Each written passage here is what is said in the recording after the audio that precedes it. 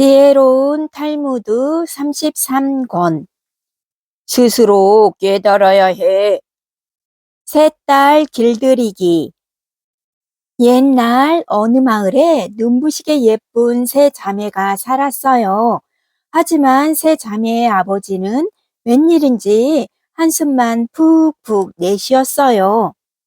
결혼할 때가 됐는데 이거야 원. 세 자매의 아버지는 걱정으로 잠을 못 이루었어요. 마을 사람들이 모이면 세 자매의 흉을 보았거든요. 저런 저 나쁜 버릇을 언제 고칠까? 못 고칠 거야. 3살 버릇 여든 간다잖아. 큰딸은 무척 게을렀어요. 밥 먹을 때도 누가 떠먹여 주어야 했어요. 얘야, 일어나 청소 좀 하렴. 둘째한테 시키세요. 꼼짝하기 싫단 말이에요. 아버지가 알아듣게 말해도 소용없었어요. 둘째 딸은 물건을 훔치는 버릇이 있었어요. 가방, 옷, 사탕, 빗, 과자, 책. 둘째 딸의 방은 훔쳐온 물건들로 가득했어요. 한 번만 더 훔치면 못 나가게 할 줄 알아.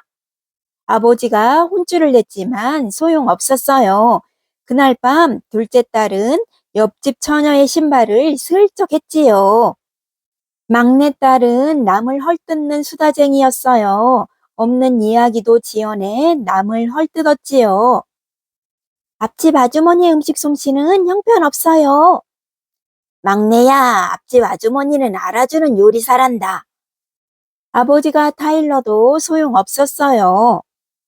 어느 날 이웃 마을에 사는 부자가 찾아왔어요. 제 아들 셋을 대개 따님들과 결혼시키고 싶소. 말씀은 고맙지만 아시다시피 제 딸들에겐 나쁜 버릇이 있어서. 어허, 걱정 마세요. 아무리 나쁜 버릇도 고칠 수 있으니까요. 얼마 후 결혼식이 열렸어요.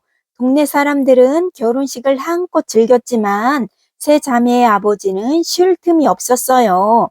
자꾸 누우려는 큰딸을 일으켜 세우고 둘째 딸이 뭘 훔치지는 않는지 살피고 막내딸이 누굴 헐뜯을지 몰라 귀 기울여야 했거든요. 다음 날 아침 큰딸은 눈이 휘둥그레졌어요. 마당에 하녀 여럿이 서 있는 거예요. 마님, 집안일은 저희가 모두 할 테니 마님은 편히 누워 계세요. 큰딸은 활짝 웃으며 방으로 들어가 누웠어요. 그날 아침 둘째 딸에게는 하인이 열쇠를 건네주며 말했어요. 마님, 이것은 창고 열쇠예요. 주인 어른께서 마음껏 쓰라고 하셨어요. 둘째 딸은 얼른 창고로 가서 문을 열었어요. 값진 보석과 물건들이 한가득 있었어요. 그날 오후 막내딸에게는 시아버지가 직접 찾아왔어요. 오늘은 누가 무엇을 잘못했더냐? 내게 말해보렴. 다 들어주마. 아랫동네에 사는 요리사는요. 글쎄 바퀴벌레로 요리를 만든대요. 막내딸은 신이 나서 이야기를 했어요. 1년 뒤 세 자매의 아버지가 딸들을 찾아갔어요. 나쁜 버릇은 여전하겠지? 그런데 아버지는 큰딸을 보고 깜짝 놀랐어요. 큰딸은 그새 부지런한 살림꾼이 되어 있었어요. 처음에는 하녀들이 일을 다 해서 아주 편했어요. 그런데 누워만 있는 것도 힘들더라고요. 지금은 부지런히 일하는 게 정말 좋아요. 아버지는 둘째 딸의 집으로 갔어요. 세상에 둘째 딸이 가난한 사람들에게 물건을 나누어 주고 있지 뭐예요. 갖고 싶은 것을 다 갖고 보니 이제 욕심이 없어졌어요. 베풀며 사는 건 정말 즐거워요. 막내딸은 이야기 아줌마가 되어 사람들에게 재미난 이야기를 들려주고 있었어요.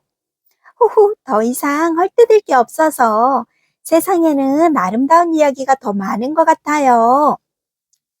세 자매의 아버지는 사돈을 찾아가 손을 덥석 잡으며 말했어요. 무엇이든 스스로 깨달아야 하는군요. 제가 참 중요한 걸 배웠습니다. 세 딸 길들이기에서 배우는 지혜. 얼굴이 무척 예쁜 세 자매가 있었어요. 하지만 큰딸은 게으르고 둘째 딸은 툭 하면 물건을 훔치며 막내딸은 입만 열면 남을 헐뜯었어요. 그런데 이상하게도 결혼을 한 뒤 큰딸은 부지런한 살림꾼이 되었고 둘째 딸은 욕심이 없어져 베풀며 살게 되었으며 막내딸은 사람들에게 재미난 이야기를 해주는 이야기꾼이 되었어요. 세 자매가 스스로 나쁜 버릇이 무엇인지 깨닫게 도와준 지혜로운 시아버지 덕분이었지요. 누구나 한두 가지씩은 나쁜 버릇을 가지고 있어요. 하지만 그 버릇이 왜 나쁜지 스스로 깨닫고 고치려고 노력한다면 지금보다 더 멋진 사람이 될 수 있답니다.